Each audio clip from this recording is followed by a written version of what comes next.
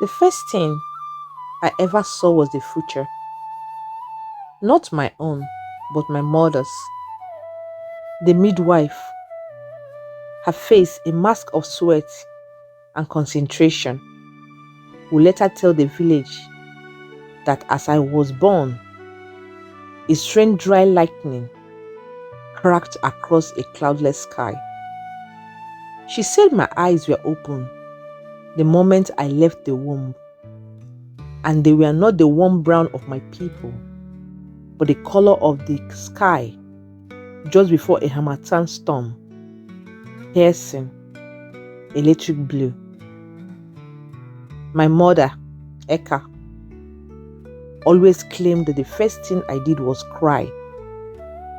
Not from the shock of air filling my lungs, but a heartbeat before the midwife's celebratory slap. She said my well was a preemptive echo of the sting. That was the beginning. They named me Udoma. Peace, a cruel irony, but I have never known a moment of it. My world is not a single flowing river of time like yours. It is a braided current, two streams running side by side. One is the now, the ground beneath my feet. The other, shimmering at the edge of my vision, is 30 seconds from now, a relentless, chaotic whisper.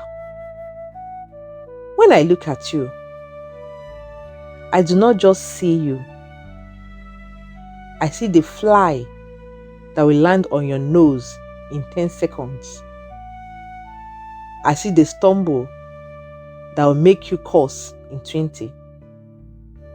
I see the smile that will cross your lips in 30, long before the thought of that sparks it is even born. For a child, this was a confusing magic. Welcome to African Folktales by Kairos. If you love stories that touch the soul and awaken your spirit, remember to like, comment, subscribe, and share. Your support helps keep our stories alive.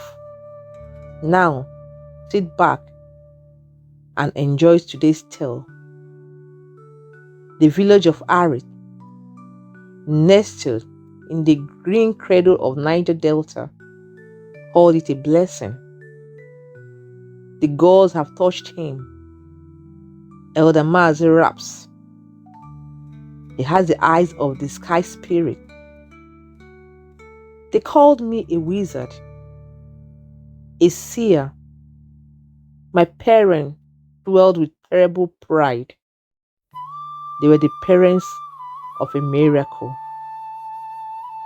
But a miracle you cannot control is a curse in disguise. The market was my torment. Vendors hawking yams and dry fish were nothing compared to the storm inside my head. I would clutch at my mother's wrapper, my blue eyes darting. I saw a coin a woman would drop in 5 seconds. The goat that will break free in 20.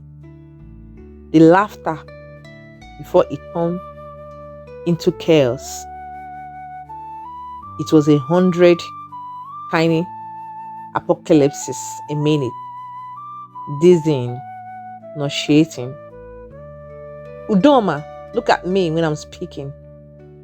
My father would bark.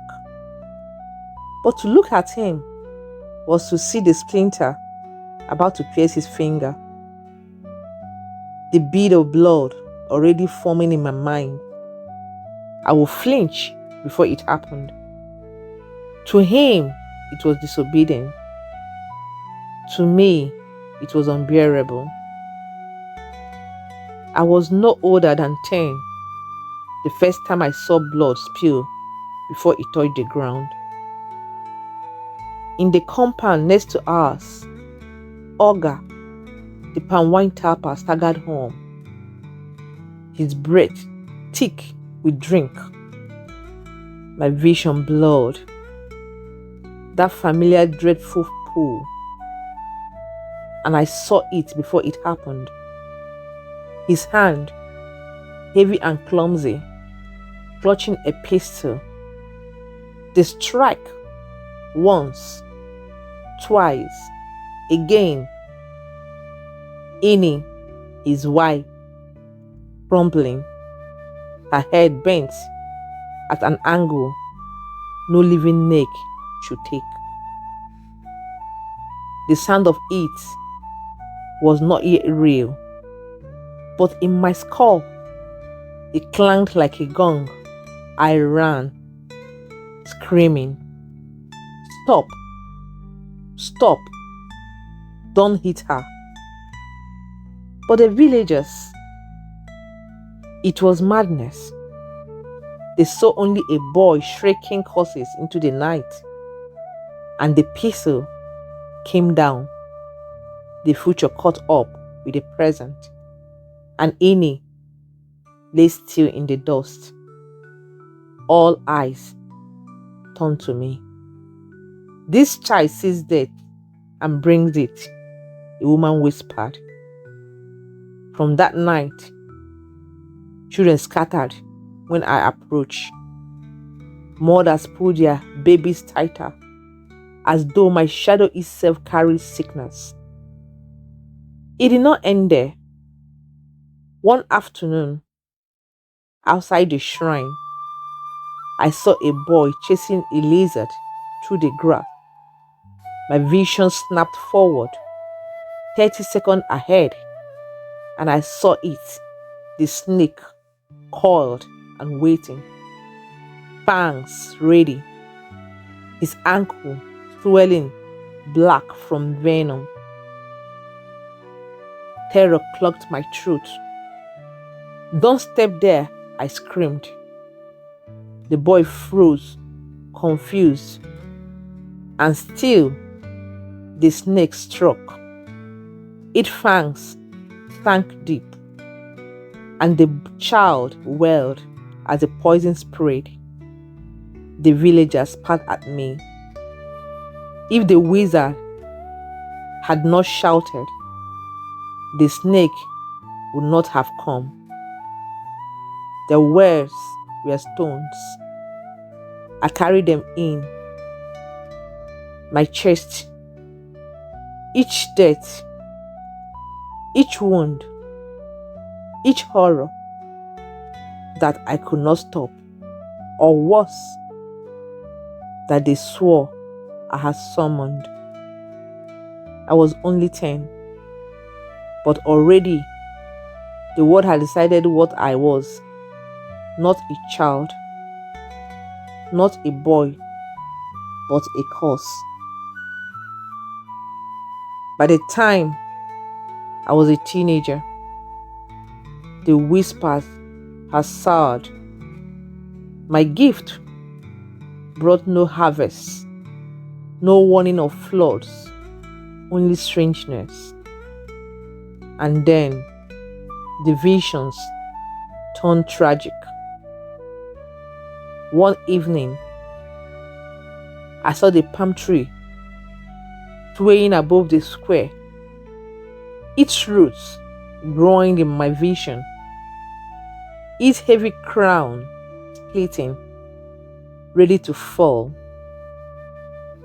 I screamed, begged the people beneath it to move. "Go away, witch boy," they mocked. "Your eyes see lies." I wept, pulling at their arms. But then, with a roar, the palm cracked and fell. 2 men lay crushed beneath its weight. Their bones snapped like sticks. Yet, even bleeding, the eyes burned with hatred for me, as if my cry had summoned the fall. At the stream, I saw him, a boy no older than 8, playing at the edge. I saw the stone shift beneath his foot, saw the splash, the choking. "Stay back," I shouted. "Don't let him near the water." Her mother glared, her voice sharp. "Do not curse my child with your evil tongue." But then it happened. He slipped. He fell. The stream swallowed him. He gasped, fought, nearly drowned, before strong hands dragged him free. His mother ran to him, sobbing with relief. Then she turned, and her palm struck my face. "You wished this upon him," she spat. "You brought this." Her words cut deeper than her slap. Later, I saw fire, a hot, tough flames devouring its roof, but no spark had yet flown. "Fetch water," I begged. "Please pour it now." They laughed. "Does this switch boy think he commands fire too?" But I knew I saw the ember leap, the touch ignite, and it happened. The hut roared with flames, red and merciless. The man who lived there fell to his knees, his face in his hands, as his life burned away. But still the whispers came. Udoma brought this fire. He caused it into being. The worst was at the feast. I saw it before the elder's lip touched the calabash, the twisting in his chest, the collapse, the death that lingered like a shadow. "No!" I screamed. "Don't drink it." His hand struck me down. "Silence!" cursed the boy. And then, before the laughter had faded, he drank. His body stiffened. He fell, never to rise again. Gasps filled the air. But they did not look at the calabash. They looked at me, as if it was my hand that had poured the poison. The water shimmered, and before my eyes I saw it. A canoe, 3 fishermen inside, tipping sideways, swallowed whole by the river. Their hands furled, their mouth open in silent screams. I blinked hard, gasped for breath, and suddenly the canoe was still, bubbling gently on the water as if nothing had happened. "Come back," I shouted, my voice tearing at the wind. "Don't go out. The river will take you." The men laughed, their paddles slapping the surface. "Go home, ghost eyes," one called back. But I knew, my bones knew, the river was already waiting for them. Minutes later, it came true.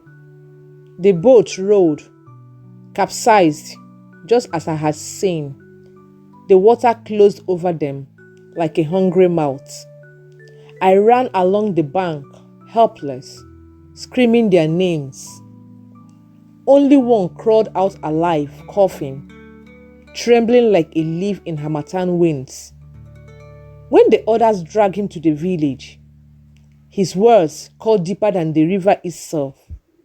The boy spoke, he rasped, pointing at me with fear, and the river obeyed. From that day, they barred me from the water. Mothers pulled their sons away from me, as if my shadow could drown them too. And I carried another stone of guilt inside my chest. From that day, no corner of the village was safe for me. I was the boy whose visions killed, the boy whose warning cost. The breaking came at the New Yam festival. Drums thundered, Fires roared. My father's pride swelled as he spoke with a wealthy chief about a commission that could restore his fallen trade. But I made a mistake of looking. I saw the chief clutch his chest in 20 seconds, saw him collapse, his fine abada billowing, saw the screams, the horror. "No!" the cry tore from me. "Please don't!" The chief laughed. "The boy is drunk on drums." But I could not stop. "He is going to fall. His chest. Please." 5 seconds. My father's arm crushed my arm. Then it happened. The chief gasped, clutched his chest, and fell. The festival dissolved into chaos. But the eyes turned not to him, to me. "Aje," someone whispered. "Which?" My father dragged me home, his face a storm. "You have ruined us," he spat. "Every word from your mouth brings death. You are no son of mine." That night, despair sat heavy on me. I thought of living forever. I waited for the moon. The future flickered. My mother entering with a small bowl of garri. My father slumped, head in his hands. My own life, an endless road of strangers, futures, battering me until madness. Then came another vision, different, not tied to a person, a river, a silent river, a day's journey away, its water black, the trees thick enough to shut out the sun. An old woman sat by it, skin like cracked mold, polishing a stone. For the first time in years, the vision felt calm. When my mother entered, I asked, "The silent river, who lives there?" She flinched. "No one. It is a spirit's place. They say an oracle lives there, but she sees only spirits, not men." My father appeared, weary emptiness, replacing his rage. "I saw her," I said, "the oracle." He stared long, as if trying to see beyond my blue eyes. "If we do this," he whispered, "and it fails, then you are no longer my son. You are just this thing in my house. Do you understand?" I understood. This was not a journey for a cure, but an ultimatum. We left before dawn. The jungle pressed in, humid and heavy. I saw every snag, every snake, every bird before it happened, biting my tongue until it bled. By midday, we reached the silent river. Black water, no sound, no path. "She is not here," my father murmured. But I felt the pull, the quiet in the storm. I pushed through the fence and found the hut woven of reeds and mud. The old woman sat outside, polishing a smooth grey stone. "You have come," she said without opening her eyes. "The river told me a boy with 2 streams in his head was coming." My father froze. I stepped forward. "Can you help me?" She opened her eyes. They were not blue, but black as the river. "Seen everything and nothing.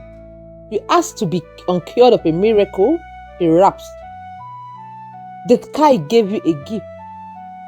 A boat struck the river as you were born. The river splashed a piece of its spirit into you. You do not have the eyes of a god, boy. You have the eyes of the river. The river always sees what is just around the bend." "It is not a gift," I said. "It shows me nothing but pain. It drowns my life. I want it gone." "To remove the river is to dry up part of your soul," she said.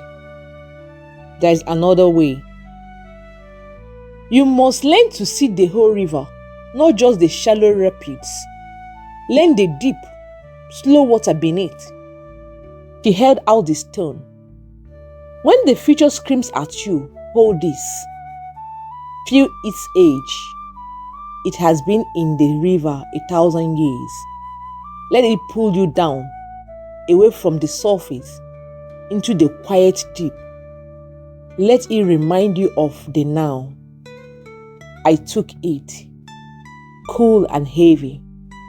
As I looked at her, the vision flickered, the old man turning to my father. Feel the stone, her voice commanded inside me. I closed my eyes, focused on its weight, its history. The vision receded. The future became quieter, losing its power. I opened my eyes. She smiled faintly. You can either be the river's victim or its master. The walk home was different. Still visions, but I had an anchor. When a future movement rose like a rapid, I gripped the stone. The sharpness blurred. I stayed in the present. As we entered Arit at sunset, villagers whispered. A child chased a chicken toward me. The vision, in 3 seconds, he would trip over my foot and hit his head. The old Udoma will have shouted, igniting fear. The new Udoma stepped aside. The boy ran past, unharmed. My father saw it. For the first time, I met his gaze without flinching, without a splinter, without pain. I just saw my father. In his eyes, not a solution, but a beginning. My eyes are still blue. The river still flows. The future still whispers, but it no longer screams. It is a current, not a flood. And in its quiet deep, I am finally learning my name. I am learning peace. Thank you for watching. If you enjoyed this story, please don't forget to like, comment and share with someone who loves a good tale.